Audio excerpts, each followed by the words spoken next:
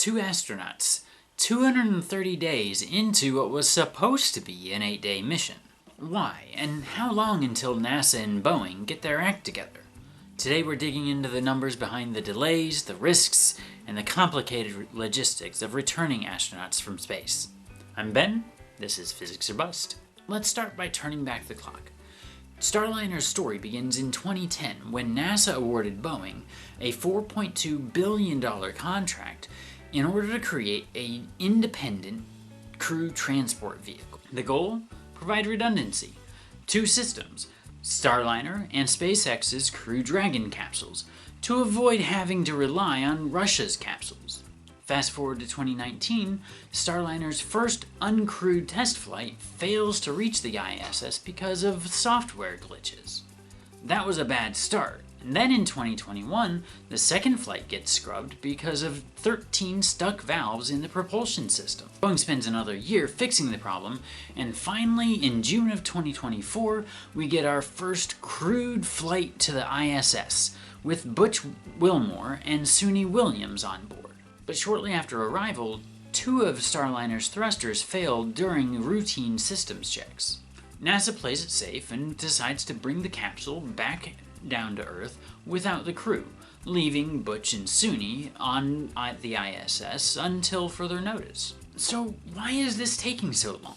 Well, let's break it down. Two failed thrusters on Starliner might not seem like a very big deal, but in space, redundancy is everything.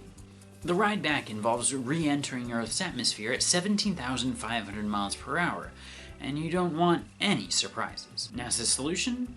Use a SpaceX Crew Dragon to bring them home. But here's where it gets tricky. SpaceX's Crew 9 Dragon capsule, Freedom, is already docked to the ISS. And before it was launched to the ISS, the size of the crew going up was reduced from 4 down to 2 to make sure there'd be room for Suni and Butch to make a ride home on the Crew Dragon capsule. For Crew 9 to leave the ISS, they first have to wait for Crew 10 to arrive, and do a few days of handing off responsibilities since there are ongoing experiments and maintenance aboard the ISS. Until Tuesday's announcement, NASA was insisting on having a new Crew Dragon capsule that had never been flown before be the one that flies Crew 10 up. Each Dragon capsule takes about 18 to 24 months to build and certify. NASA and SpaceX want everything to be perfect before they send it up, and rightfully so. But since the Dragon capsules are reusable, SpaceX already has a capsule that's taken Crews 3, 5, and 7 to the ISS, Dragon Capsule Endurance. And it just needs refurbished and double-checked to make sure everything's good to go, and then shipped to the Kennedy Space Center so it can be put on top of the Falcon 9 rocket that'll shoot it off to the ISS. Originally, the plan was to bring Crew 9 back from the ISS in February of 2025, but with delays that happened with building the new capsule, we were then told that it was going to be late March, maybe even into April. Now it looks like we're looking at a launch date of March 12th instead. And since it takes about a day for the capsule to get up to the ISS, and NASA schedules a 5-day handover between arriving and departing crews, it looks like Butch and Suni are going to have to spend St. Patrick's Day up in the ISS instead of back down here on Earth. Okay, so what's life like for Butch and Suni on the ISS? Let's look at some numbers. The ISS orbits the Earth at 17,150 miles per hour and completes one orbit of the Earth in 90 minutes. That means Butch and Suni see 16 sunrises and sunsets every day. They exercise 2.5 hours daily just to maintain muscle mass and bone density.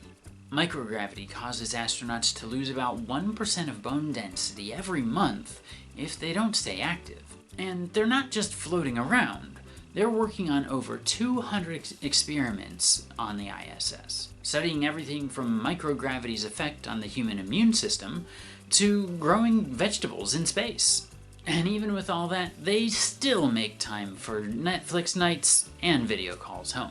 So when it does come time for them to return home, here's how it'll work. Crew 9's Dragon capsule Freedom will undock from the ISS and return to Earth at 25 times the speed of sound. The capsule will experience temperatures of up to 3,500 degrees Fahrenheit as it enters Earth's atmosphere. The whole trip back will only take about 6 hours, where it'll end with a splashdown in the Atlantic Ocean, where recovery teams will be waiting.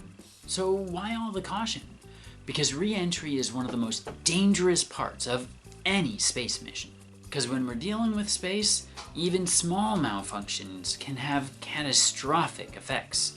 Remember the O-ring incident with the Space Shuttle Columbia? Yeah, no one wants a repeat of that. Now to the bigger question. What does all this mean for Starliner's future? So far, NASA has invested over $4.5 billion in the Starliner program. Compare that to SpaceX that's already completed 11 crewed missions since 2020, while Starliner's next mission isn't likely to happen until late 2025 or beyond. This raises serious doubts that Boeing can be competitive with their Starliner capsules. So what do you think? Should NASA give Boeing more time and money, or should they be putting all their eggs into the SpaceX basket? Let me know in the comments below. If you enjoyed this video, I think you'd like this book. I have an affiliate link in the description below. I do get a small commission, but it doesn't cost you any extra. We've got more space and science news coming at you in the weeks to come. Make sure to like and subscribe, and remember, keep asking questions. I'll see you on the next video.